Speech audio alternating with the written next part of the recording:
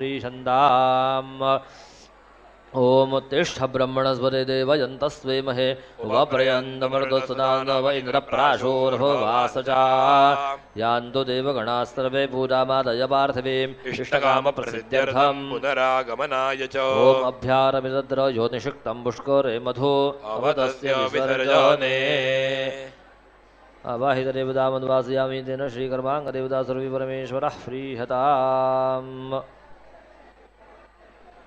सकृदाचम्य